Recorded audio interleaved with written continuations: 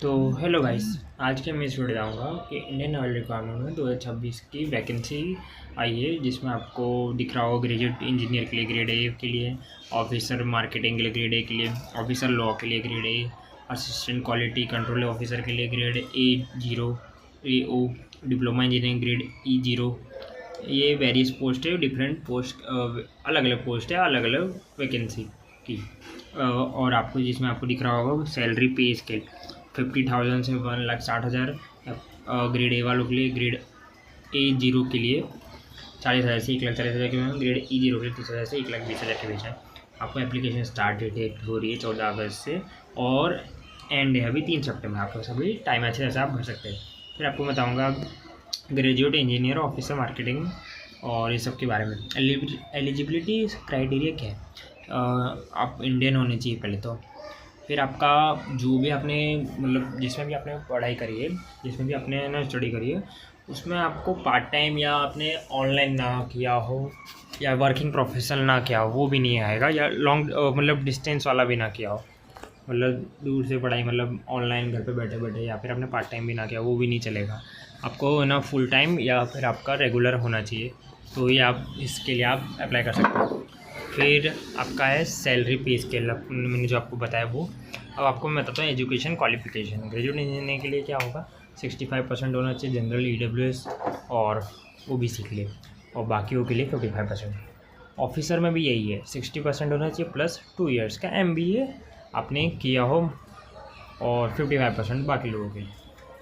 Officer law में भी ऐसा ही है, मार्केटिंग में जैसा था वैसे ही लॉ में भी है कि आपको LLB या 5 साल का आपने किया हो इंटीग्रेटेड, और उसमें 60% आया हो जनरल EWS OBC के लिए, और 55% अदर SC ST और PWD।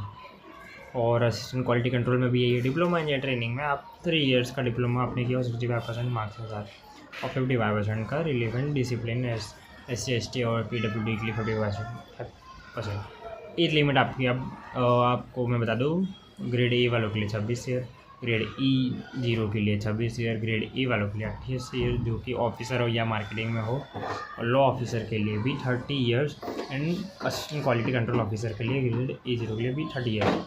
अब आपको जैसे कि दिख रहा होगा कि आपका बॉन्ड ये तब से लेके तब के बीच होना चाहिए, या आप पढ़ लीजिएगा, मैं आपको जूम करके बता देता हूँ, इतना होना चाहिए। और फिर अब मैं आपको आगे बताता हूँ कि आपका एप्लीकेशन फ़ीस कितना है।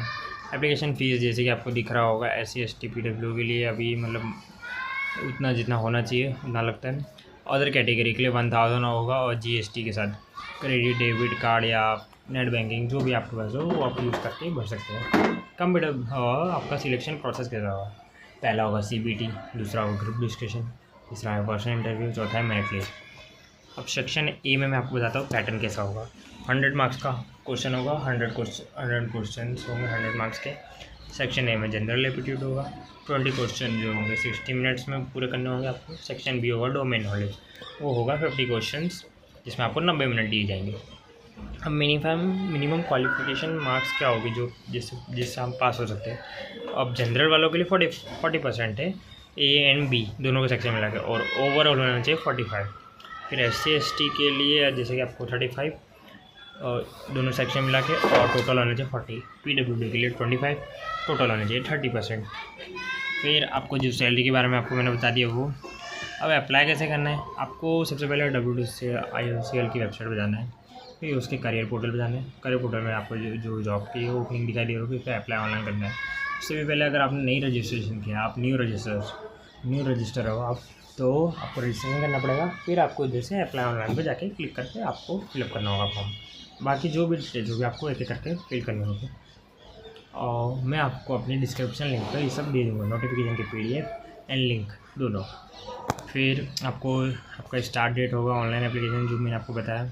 बस ऐसे ही वीडियो को जानने के लिए मुझे सब्सक्राइब करें। धन्यवाद।